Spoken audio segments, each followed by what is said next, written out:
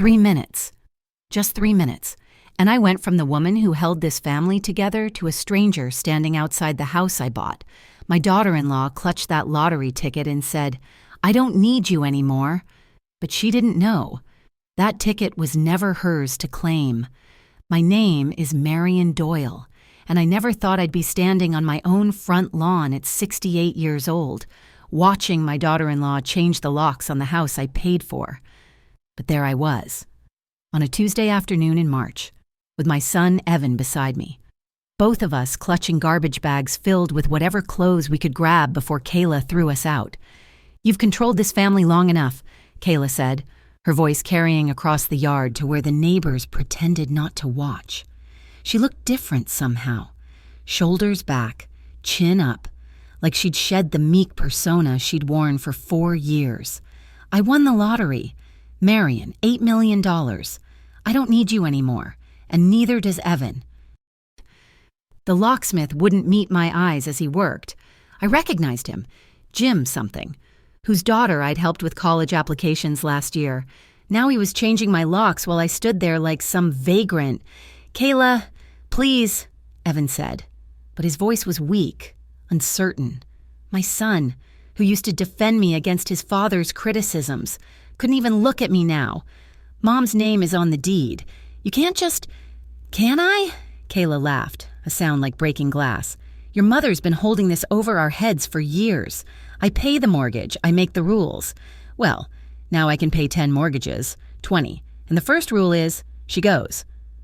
I felt the weight of every neighbor's stare. Misses. Peterson from 2 houses down had stopped weeding her garden. The teenage Martinez boy was filming on his phone. 4 years I'd lived here, hosted block parties, helped with groceries when people were sick, and now I was entertainment. "Where's our furniture?" I asked, keeping my voice steady. Inside that house was my mother's china cabinet, photo albums, 40 years of memories packed and unpacked through divorce and relocation. "Your furniture?" Kayla stepped closer, and I smelled the champagne on her breath. Celebrating already. Everything in that house was bought with family money. My family's money now. "You want to claim something? Show me a receipt." She knew I didn't keep receipts for furniture I'd owned for decades. She knew because I'd trusted her, let her help me organize during last spring's cleaning. I'd shown her where I kept important papers, thinking I was teaching her responsibility. "I have proof I bought this house," I said. "The down payment came from my account. Every mortgage payment, then take it to court." She waved the lottery ticket in front of my face like a flag. "I've got $8 million for lawyers. How's your retirement fund looking? Marion?" Evan made a sound. Protest or surrender. I couldn't tell. When I looked at him, he was staring at his shoes.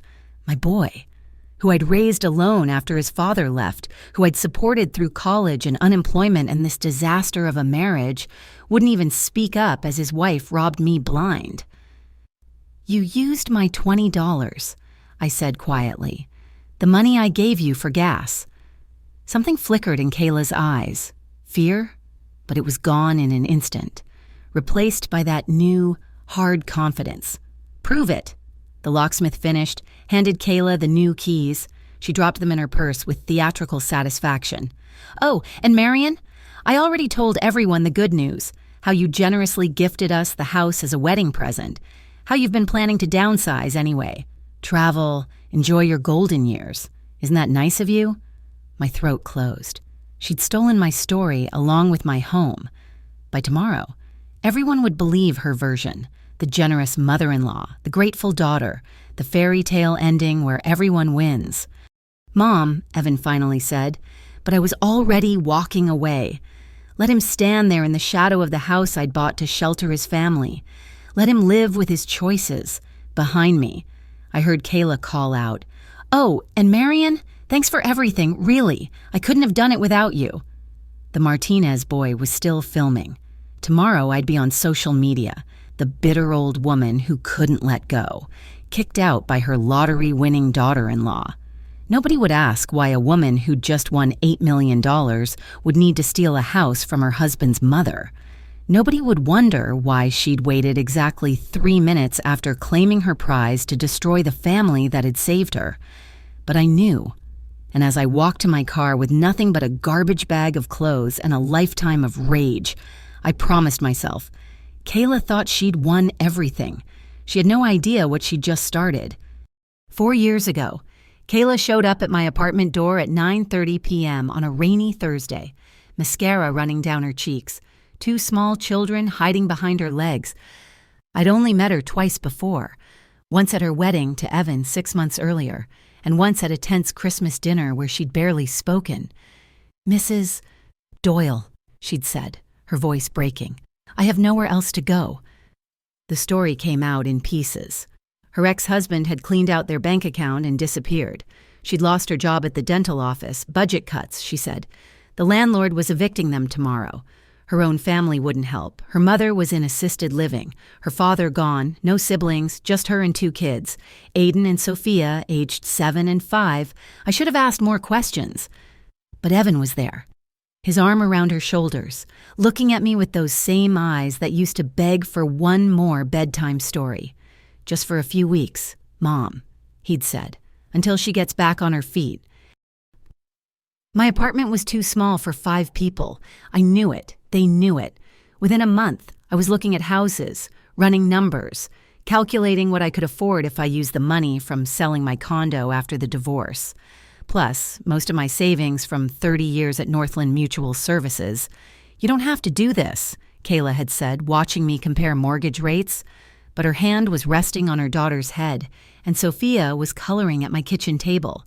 The first time I'd seen the child smile. Family helps family, I told her, and when her eyes filled with tears, when she hugged me and whispered, "You're like the mother I never had," I felt like I was doing something good, something right. The house on Maple Street wasn't fancy, but it had 4 bedrooms, a big backyard, good schools nearby. I put down $60,000, my entire nest egg, and signed for a mortgage that would eat up most of my pension. But seeing those kids run through the backyard, hearing their laughter echo through halls that had been silent since Evan grew up, it felt worth it. Kayla transformed in those early months. She cooked elaborate dinners, kept the house spotless, helped me plant a garden. "I want to contribute," she'd say, folding laundry or scrubbing floors, "until I find work." The job search was always just around the corner. Interviews that went well but didn't pan out. Jobs that required a car she couldn't afford. Shifts that didn't work with the kids' schedules. I started paying for her gas, her phone, clothes for job interviews. "Just until you're working," I'd say, and she'd hug me, call me Mom, promise it would all pay off soon. When Aiden needed glasses, I paid. When Sophia got pneumonia and the bills piled up, I paid. When Kayla's car broke down, transmission, they said I paid for that too. My retirement account dwindled, but I told myself it was temporary, an investment in family. "You're so good to us," Kayla would say at dinner, serving me first, making sure I got the best portions. "I tell everyone how lucky we are to have you, how you saved us." I believed her, even when friends warned me I was being too generous. Even when my sister called from Florida to say I needed to set boundaries, I believed that gratitude in Kayla's voice. I was helping my son's family. I was being the mother figure she'd never had. I was building something beautiful from the ashes of my own failed marriage. The red flags were there, small and easy to miss. The way she'd sigh when I mentioned job listings. How her medical issues always flared up right before interviews. The mysterious allergic reactions that required expensive medications. The special diet one of the kids suddenly needed. The therapist who only took cash. But she was so grateful. So sweet. She'd bring me tea without being asked, remember my doctor's appointments, fuss over me when I looked tired. "You work too hard, Mom," she'd say. "When I get a job, I'm going to take care of you for a change." By year 3, I'd stopped mentioning the job search. We'd fallen into a routine. I paid for everything. She managed the house. Evan worked his warehouse job and contributed what he could, which was never much, because Kayla always needed something for the kids, for the house, for the emergency that seemed to arise every week. I gave up my book club, couldn't afford the dinners out anymore, stopped traveling to see my sister. Canceled the gym membership, the theater subscription, all the little pleasures I'd promised myself in retirement.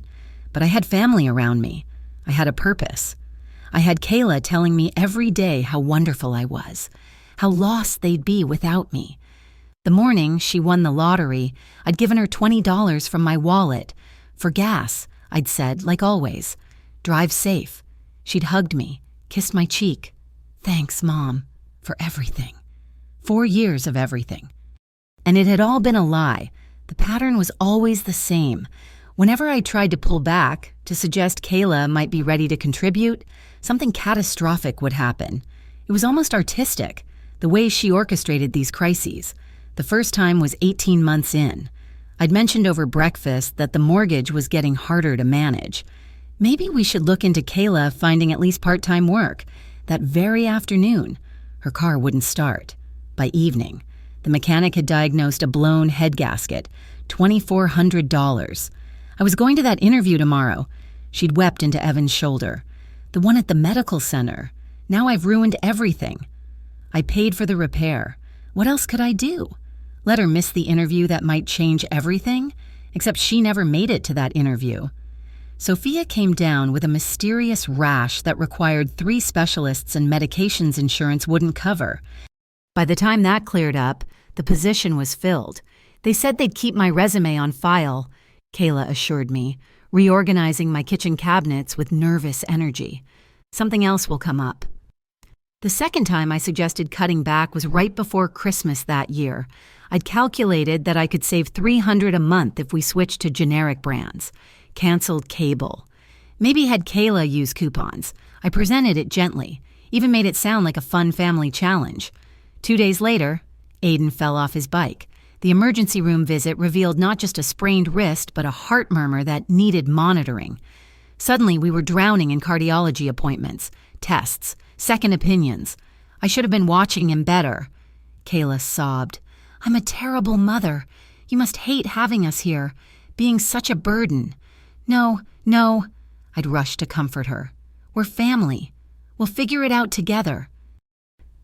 The heart murmur turned out to be benign, but by then I'd depleted another chunk of savings on medical bills, and Kayla was too emotionally fragile from the scare to discuss job hunting.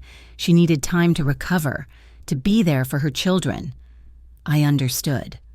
Of course I understood. She had an uncanny ability to make me feel guilty for even thinking about money. I know I'm a disappointment, she'd say, catching me looking at bills. You probably wish Evan had married someone successful, someone who could contribute. That's not true, I'd insist, and she'd smile bravely through tears.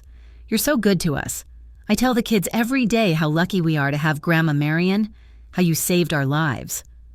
The crises became more creative over time.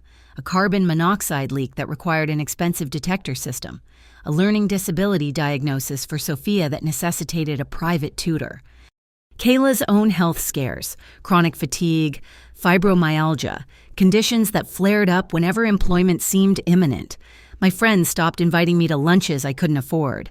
My sister stopped asking when I'd visit. I can't leave right now, I'd tell her. The family needs me. They're using you. She'd say, can't you see it?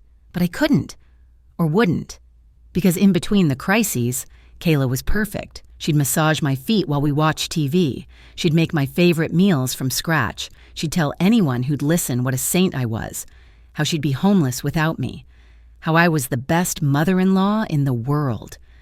The fog only started lifting last month, when I ran into Denise, Kayla's former coworker from the dental office. Such a shame about the layoffs, I'd said sympathetically. Denise looked confused. What layoffs? Kayla was fired for attendance. No call, no shows, doctor. Morrison gave her so many chances, but... She trailed off, seeing my expression. I drove home in a daze, started noticing things I'd ignored. How Kayla always had her nails done. A friend practices on me for free. How she had new clothes. Thrift store finds. How her crises never required receipts I could verify. Only cash I had to withdraw. But what could I do? Confront her? Break up my son's family? Make those children homeless? So I stayed quiet, kept paying, Kept pretending I believed every sob story and manufactured emergency. The morning I gave her that $20, something in her eyes was different, calculating, like she was measuring how much more she could squeeze from this stone. "Drive safe," I'd said, handing over the bill. "Oh, I will," she'd replied. "Today feels lucky, don't you think?" I should have known when someone tells you exactly what they're planning, you should probably listen. 3 hours later, she was changing the locks on my house, and I finally understood every crisis, every tear, every grateful hug had been a performance, and I'd been the most willing audience imaginable, applauding my own destruction with every check I wrote. But the show wasn't over. Kayla thought this was the final act, her triumphant curtain call. She was wrong. The call came at 11:15 a.m., 3 hours after I'd given Kayla that $20. I was reconciling accounts at my desk at Northland Mutual Services, trying to focus on other people's finances instead of my own depleted savings. When my phone buzzed, "Mom," Evan's voice was electric with excitement. "You're not going to believe this. Kayla won. She actually won."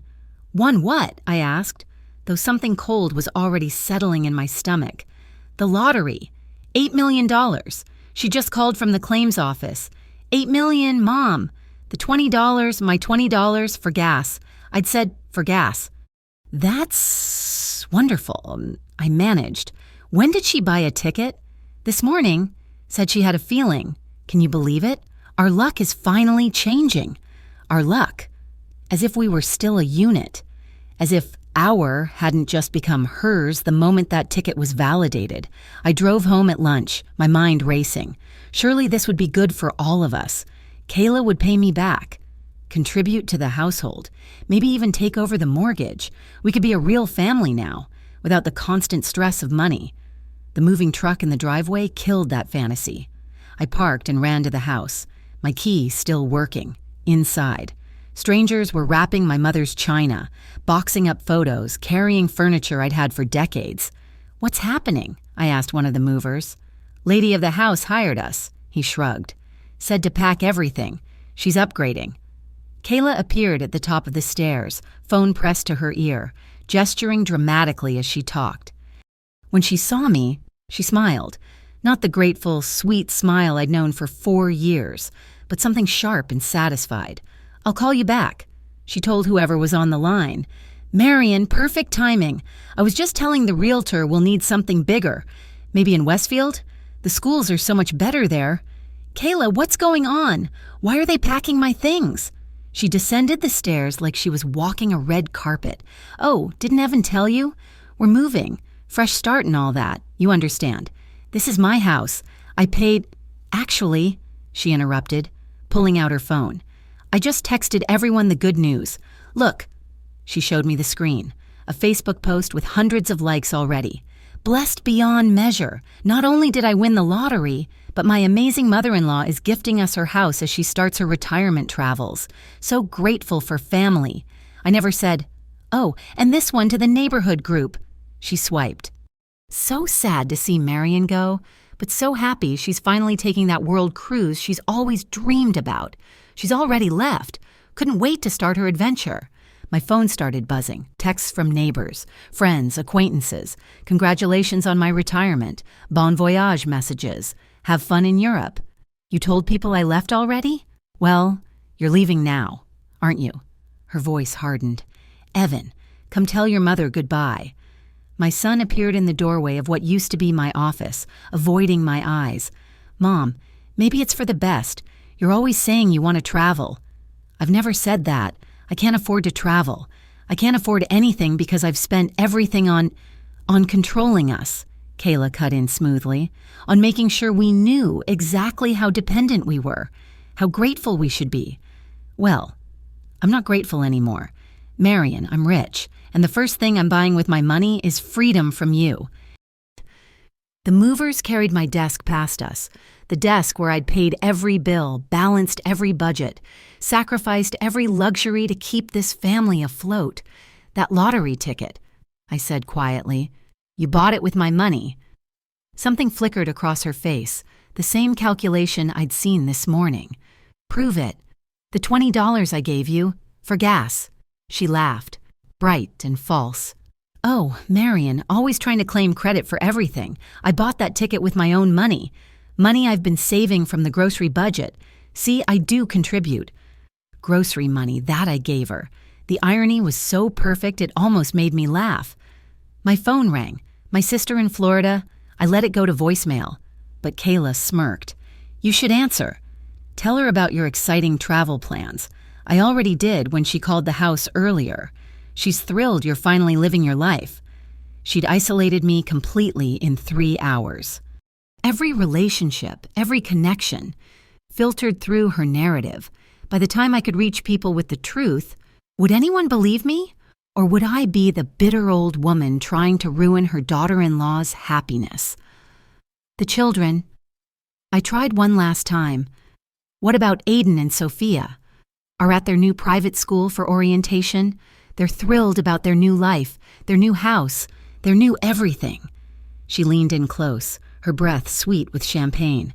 They won't even miss you. That's when I knew. This wasn't impulse or celebration madness. This was planned, calculated. She'd been waiting for this moment, or one like it, since the day she'd knocked on my door in the rain. "Get out," she said simply. Or I call the police and tell them you're trespassing. Confused elderly woman who won't accept that she gave us the house. So sad. Maybe you need evaluation. I gathered what I could carry and left. Behind me, I heard her on the phone again, that bright false voice carrying across the lawn. Yes, she just left for her trip. So spontaneous. That's Marion for you. But Kayla had made one mistake in her perfect plan. She'd assumed I was just a foolish old woman who'd accept defeat. She'd forgotten I'd spent 30 years in insurance. I knew exactly how to document fraud. The first blow to my reputation came at the grocery store the next morning. I'd spent the night at a budget motel, lying awake on a lumpy mattress, planning my next move. I needed to go to the bank, gather documents, build my case. But first, I needed coffee and something to eat. Margaret Hensley intercepted me in the cereal aisle. "Marion, I thought you'd left already. How exciting, a world cruise at your age." "I'm not going on a cruise. Margaret," Kayla made that up. Her face went through several expressions: confusion, pity, concern. "Oh dear, are you feeling all right? Kayla said you might be a bit confused about the transition. Big life changes can be so difficult." "I'm not confused. Kayla stole my..." "She's such a dear, that girl. Posted the loveliest tribute to you on Facebook, how you saved their family, how you're finally choosing yourself. We should all be so lucky to have a daughter-in-law who cares so much." I abandoned my cart and left. But the pattern repeated everywhere. At the bank, where I tried to get copies of my statements, the teller congratulated me on my generosity. At the post office, where I attempted to forward my mail, the clerk had seen Kayla's Instagram stories about helping me pack for my adventure. My sister called while I sat in my car outside the library. "Marion, I'm so proud of you. Finally taking that trip you've always dreamed about, though I'm a little hurt you didn't tell me yourself. Linda, listen to me. I'm not traveling. Kayla won the lottery and kicked me out. She's stolen my house." A pause. "Marion, are you taking your medications?" "What medications? I'm not on any..." "Kayla mentioned you've been having some memory issues. She's been so worried about you. Said that's part of why you decided to travel. Less stress, more relaxation." "She's lying. Honey, why would she lie? She just won $8 million. Why would she need your little house?" "Your little house." As if the $60,000 down payment and 4 years of mortgage payments were nothing. As if my entire retirement savings dissolved into insignificance next to Kayla's windfall. I hung up and went into the library, hoping to use their computers to access my accounts. But when I logged into Facebook, I found myself tagged in dozens of posts. Pictures Kayla had taken over the years. Me with the children, me in the garden, me at Christmas dinner. Each one captioned with loving messages about the best mother-in-law in the world and following her dreams at last. The comments were unanimous. How wonderful that I was finally putting myself first. How generous to give them the house. How blessed Kayla was to have my support all these years. I tried to comment to correct the record, but my comments were mysteriously deleted within minutes. When I tried to post my own status, I found I'd been blocked from posting. Technical difficulties. Facebook claimed even my former coworkers had been reached. An email from my old manager wished me well on my travels and mentioned how nice it was that I'd found such a caring family situation after my divorce. At the courthouse, trying to file paperwork about the house deed, the clerk looked at me strangely. "Mrs. Doyle, your daughter-in-law was just here this morning. She said you might come by, that you've been confused lately. She left this for you." It was a brochure for a senior living community. Supportive memory care blazoned across the front. The cruelest blow came when I ran into Father Martinez from our church. Surely he would listen. I'd volunteered there for years, taught Sunday school, organized fundraisers. "Father, I need your help. Kayla has turned her life around through God's grace," he finished, beaming. $8 million. And the first thing she did was pledge to renovate our community center. Such a generous soul. She credits you. Says you taught her the importance of giving back. "She's stolen my house." His face grew concerned. "Marion, perhaps you should speak with someone. The transition to retirement can be difficult. Kayla mentioned you've been struggling with letting go." Everywhere I turned, Kayla had been there first. Every story I tried to tell had already been countered with a sweeter, more believable version. Who would believe the bitter old woman claiming fraud when the grateful daughter-in-law was publicly praising her, donating to charity, caring so deeply about her confused mother-in-law's well-being? I sat in my motel room that night, scrolling through my phone, 17 missed calls from concerned friends, all wanting to know why I was still in town instead of on my cruise. 43 Facebook notifications, all tags in Kayla's ongoing narrative of family love and new beginnings. She hadn't just stolen my house or my money. She'd stolen my story, my reputation, my credibility in the court of public opinion. I'd already lost. But as I looked at my banking app, something nagged at me. That $20, such a small amount, but it was the key to everything. If I could prove that $20 bought the winning ticket. I noticed the transaction time, 9:47 a.m., cash withdrawal from the ATM outside Northland Mutual Services, $20 exactly. Somewhere out there was a lottery ticket purchased with my money. And lottery tickets, I remembered from my insurance days, left beautiful paper trails. Kayla thought she'd covered every angle, but she'd forgotten one thing. I'd spent my career investigating liars. I returned to the house at 6 a.m. on Thursday, when I knew Kayla would be sleeping off whatever celebration she'd had the night before. The spare key I'd hidden under the fake rock was gone, of course, but I still had my office window trick. The latch had been broken for 2 years, something I'd never gotten around to fixing. Now I was grateful for my procrastination. The house felt different in the dawn light, unfamiliar. Kayla had already started redecorating, removing my family photos, replacing my modest furniture with gaudy pieces that screamed new money, but I wasn't here for nostalgia. My filing cabinet was gone. I stood in my former office, now converted into some kind of meditation room with crystals and expensive cushions, staring at the empty corner where 30 years of financial records had lived, tax returns, bank statements, receipts, everything that proved my financial life existed. Panic clawed at my throat until I remembered. The attic. Last spring, when we'd cleaned, I'd moved older files up there.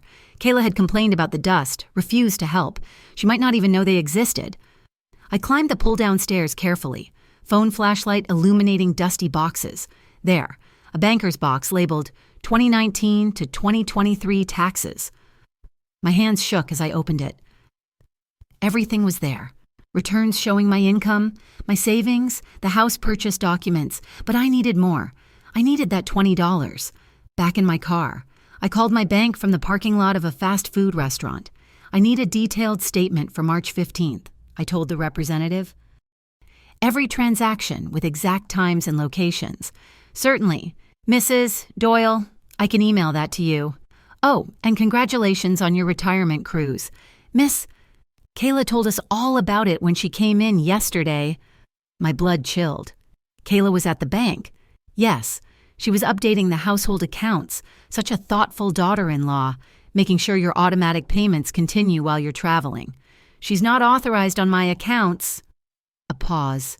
She had power of attorney documentation, said you'd signed it before your trip, given your memory concerns. I hung up, my mind racing, forged power of attorney. She was moving fast, trying to lock me out of my own life, but she'd made an error. I hadn't traveled yet in her story. I was still technically here. The bank statement arrived in my email within an hour. There it was, 9:47 a.m., ATM withdrawal, $20. Location, Northland Mutual Services, 482 Main Street. Now I needed the other half, proof that $20 bought the winning ticket. The Lottery Commission's office was a bland government building downtown. I'd been there once before, years ago, processing a claim for a client who'd won a small prize. I knew they kept meticulous records. I need information about a winning ticket, I told the clerk, a young man with sympathetic eyes. $8 million jackpot claimed on March 15th. Are you with the media? We don't release winner information without...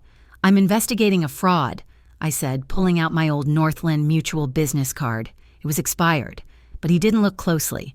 The ticket may have been purchased with stolen funds. His demeanor changed immediately. Lottery fraud was serious business. I'll need to get my supervisor. The supervisor, a sharp-eyed woman named Dolores, listened to my story with increasing interest. You have proof of the ATM withdrawal? I showed her the bank statement. And you believe this money was used to purchase the winning ticket? I know it was. The winner, Kayla Doyle, is my daughter-in-law. She had no other money that morning. I gave her $20 for gas. Dolores typed something into her computer. The winning ticket was purchased at 10:05 a.m. at the Gas and Go on Riverside Drive. Paid in cash, $20. My heart pounded. Can you tell if it was a $20 bill? Actually, yes. They have a new system that scans bills over $10. Anti-counterfeiting measure. More typing. One $20 bill, serial number. Here, and she wrote it down. I compared it to my bank records, which showed the ATM had dispensed bills with serial numbers in a specific range, a detail most people didn't know banks tracked. It matched. This is very serious, Dolores said. If the ticket was purchased with stolen funds, the prize money could be considered proceeds of fraud. We'll need to freeze the payout immediately. It's too late. She already claimed it. The initial payment, yes, but the rest is structured over 20 years. We can stop future payments pending investigation. She looked at me carefully. You'll need a lawyer, a good one. This is going to get complicated. I thought of my depleted savings, my maxed out credit. I can't afford... Mrs. Doyle, Dolores interrupted. If what you're saying is true, your daughter-in-law committed lottery fraud. That's a felony. And if she's also forged power of attorney documents... She pulled out a business card. Call this man, Marcus Thompson. He specializes in lottery disputes. Tell him Dolores sent you. I left the lottery office with more than hope. I had evidence. Serial numbers, timestamps, a paper trail that even Kayla's tears couldn't wash away. But as I sat in my car, Marcus Thompson's card in my hand, I realized something else. Kayla hadn't just stolen from me. She'd committed fraud against the state lottery system, forged legal documents, and in her arrogance, her rush to claim everything, she'd left fingerprints all over her crimes. She thought she'd won $8 million. What she'd really won was a federal investigation. I dialed Thompson's number.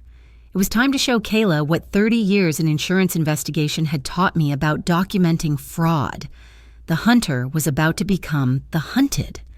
Marcus Thompson's office smelled like leather and old paper, the scent of serious legal work. He was younger than I'd expected, maybe 40, with the kind of focused intensity that suggested he didn't just practice law, he hunted with it. Lottery fraud, forged power of attorney, and property theft, he said, reviewing my documents. Mrs. Doyle, your daughter-in-law didn't just cross lines. She obliterated them. Can you help? I can do better than help. I can destroy her. He pulled out a legal pad. But first, I need everything. Every receipt, every bank statement, every text message. For 2 hours, I laid out 4 years of financial abuse. Thompson's assistant made copies of everything while he took notes, occasionally whistling low at particularly egregious details. The forged power of attorney is a gift, he said finally. She overplayed her hand. No legitimate lawyer would have prepared that without meeting you in person, which means she either forged it herself or used someone shady. Either way, it's criminal. What about the house? The lottery money? Here's what we're going to do. He leaned forward. We're filing an emergency injunction to freeze all lottery payments. We're reporting the power of attorney forgery to the district attorney. That's identity theft and fraud, and we're demanding immediate return of the house based on a legal eviction. She'll fight. She's already turned everyone against me. Thompson smiled, sharp as a blade. Mrs. Doyle, I don't practice law in the court of public opinion. I practice it where facts matter, and the facts are beautiful. The legal machine moved faster than I'd expected. Within 48 hours, Kayla was served with papers at her spa appointment. The Instagram story she posted afterward, ranting about jealous relatives trying to steal her happiness, only helped our case. Let her talk, Thompson advised. Every public statement she makes is evidence. The meeting was scheduled for the following Tuesday at Thompson's office. Kayla arrived with a lawyer she'd clearly found on a billboard, all flash, no substance. Evan trailed behind them, looking like he'd aged 10 years in a week. Kayla wore designer clothes that screamed new money, her children's private school logos prominent on their backpacks. She'd brought them for sympathy, but Thompson had anticipated this. Mrs. Kayla Doyle, he began, spreading documents across the conference table. Let's discuss serial number J884296061. Her lawyer looked confused. Kayla's face went still. That's the serial number of the $20 bill you used to purchase your winning lottery ticket. The same bill withdrawn from my client's account at 9:47 a.m. on March 15th. That's impossible to prove, her lawyer blustered. Thompson smiled. Gas and Go installed new anti-counterfeiting scanners in January. They record serial numbers of all bills over $10. Would you like to see the record? He produced the Lottery Commission's documentation, timestamp, serial number, location. Coincidence, Kayla said, but her voice had lost its confidence. Perhaps, but then there's this. Thompson laid out another document. Power of attorney, allegedly signed by my client, except my client was at work when this was notarized. We have her time card. Security footage, unless she can be in 2 places at once. Maybe I got the date wrong, Kayla stammered. You also got the notary wrong. He lost his license 3 years ago. Still stamping documents, though. He's already talking to the DA in exchange for leniency. The room was silent except for the sound of Kayla's lawyer frantically flipping through papers. Here's our offer, Thompson continued. Full return of the lottery winnings, minus taxes already paid, immediate transfer of the house deed back to my client, return of all personal property and documents. In exchange, Mrs. Doyle won't pursue criminal charges. This is extortion, Kayla exploded, her mask finally slipping. That money is mine. I bought the ticket. With stolen funds, Thompson said calmly, which, under state law, makes the winnings proceeds of theft. The Lottery Commission has already frozen future payments pending investigation. Evan finally spoke, his voice barely a whisper. Kayla, is this true? Did you use Mom's money? She turned on him viciously. Your mother has controlled our lives for years. So what if I used her precious $20? We deserve that money. We earned it, living under her thumb. By lying to her? Evan's face was gray. By stealing from her? Mom gave up everything for us. She gave up everything to control us, to make us grateful little puppets. Kayla was screaming now. I won that money. It's mine. Thompson let her rant, recording every word. When she finally ran out of steam, he spoke quietly. You have 24 hours to accept our offer. After that, we file criminal charges. Lottery fraud is a felony. Identity theft is a felony. You're looking at 10 to 15 years. Mrs. Doyle, your children will be in college before you get out. Kayla's lawyer was already packing his briefcase, distancing himself from a sinking ship. Evan sat with his head in his hands. The children, thankfully, were playing on their phones, oblivious to their mother's spectacular self-destruction. "You can't prove anything," Kayla said desperately. Thompson's smile was almost pitying. "Mrs. Doyle, I've already proven everything. This meeting is a courtesy. Sign the papers, return what you stole, or spend the next decade in federal prison. Your choice." She signed. Of course she signed. Bullies always fold when someone fights back with equal force. But as she scrawled her name on document after document, transferring back everything she'd stolen, she looked at me with pure hatred. "You've ruined my life." "No," I said, speaking for the first time since we'd sat down. "You ruined your own life the moment you decided I was a mark instead of a mother." The pen dropped from her fingers, and for just a moment, I saw what she really was. Not a master manipulator, not a clever con artist, just a small, greedy person who'd mistaken kindness for weakness. "Evan," I said quietly, "you need to decide where you're going when she moves out of my house." My son looked up at me, tears streaming down his face. "Mom, I'm so sorry. I should have—" "Yes." I cut him off. "You should have, and you didn't. We would talk later. Maybe. Or maybe we wouldn't. But that was for another day. Today was about justice. Today was about winning." The papers were signed at 4:32 p.m. on a Tuesday that felt like the longest day of my life. Each signature from Kayla was a small victory. The lottery assignment, the quit-claim deed for the house, the return of personal property, the acknowledgement of theft. Thompson's assistant notarized everything with the kind of legitimate stamp Kayla should have used. "The Lottery Commission will issue the remaining balance directly to you," Thompson explained as Kayla's lawyer ushered her out. "After taxes and the initial payment she already received, you're looking at approximately $5.2 million. $5.2 million. I'd have laughed if I wasn't so tired. All I'd wanted was my $20 back, my house, my dignity." Evan lingered by the door, shoulders slumped. "Mom, can we talk, please?" "No?" The word came out firmer than I'd expected. "You sat there while she threw me out. You stayed silent while she destroyed my reputation. You want to talk now because she got caught, not because you grew a conscience." "I was scared," he whispered, "of losing my family." "You lost your family the day you chose her lies over my truth." I gathered my copies of the documents, hands steady despite the earthquake in my chest. "The house will be empty by Friday. What you do after that is no longer my concern." I walked past him, past his tears, past the chance for reconciliation. Some bridges, once burned, weren't meant to be rebuilt. Friday morning arrived gray and drizzling. I sat in my car outside my house, watching the moving truck pull away. Kayla had taken only what she'd brought 4 years ago, which wasn't much. The furniture she'd bought with my gift remained, too expensive to move and too bitter to keep. Marcus Thompson met me at the door with the new keys. "She's gone. Left an hour ago. I had my investigator follow to make sure she actually left town. And Evan went with her, along with the kids."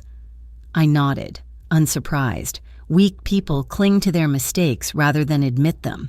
The house felt hollow as I walked through it. She'd left damage, scratches on the walls from hasty moving, stains on the carpet from her farewell party, but it was mine again. Every room, every memory, every inch of space I'd paid for with money and tears in what used to be my office. I found something unexpected. My filing cabinet, tucked in a closet. She'd hidden it rather than destroy it, probably planning to mine it for more financial information later. Inside, everything remained.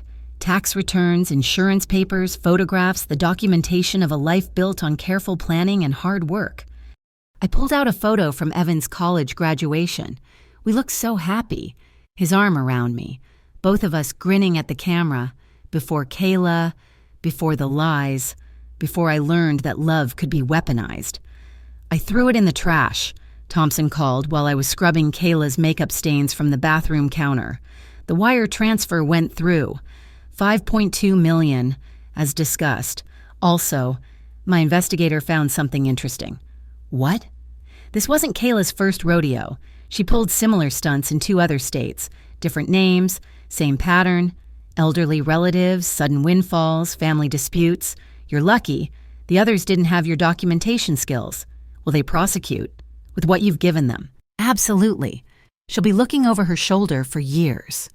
Good. Let her feel what it's like to be hunted. I spent the weekend reclaiming my space. New locks, security system, cameras. Not because I feared Kayla's return, she was too smart for that, but because I'd learned that the most dangerous predators come wearing familiar faces. Monday morning, I walked into Northland Mutual Services, not as an employee, but as a client, a very wealthy client. Mrs. Doyle, my former colleague Janet gasped. "We heard you were traveling." "Change of plans," I said simply. "I need to set up some trusts, charitable giving, investment strategies." I let them fuss over me. The woman who'd processed their policies now commanding their premium services, the irony wasn't lost on anyone. Later, at the grocery store, Margaret Hensley approached cautiously. "Marion, I thought you were—" Kayla said. Kayla lied. I placed my items on the belt. Good coffee, fresh flowers, the kind of small luxuries I denied myself for years. About everything. "Oh." She fidgeted with her purse. "I feel terrible. We all believed her. She was so convincing." "Yes," I agreed. She was. I didn't elaborate, didn't explain, didn't try to repair the relationships Kayla had poisoned. Those who'd believed her lies so readily weren't friends worth keeping. Standing in my kitchen that night, I poured a glass of wine, the good stuff. Not the boxed kind I'd lived on while supporting Kayla's family. The house was quiet. No children fighting, no television blaring, no Kayla performing gratitude while calculating her next move. Just silence, expensive, hard-won silence. My phone buzzed, a text from an unknown number. I almost deleted it, then saw the preview. "Mom, I'm sorry. I blocked the number and went back to my wine." At 4:32 p.m., exactly 1 week after that conference room victory, I stood in my backyard, looking at the garden Kayla had helped me plant. The vegetables were coming in nicely. I'd worked hard on that garden, nurturing it through seasons of neglect while I focused on everyone else's needs. Time to tend my own garden now.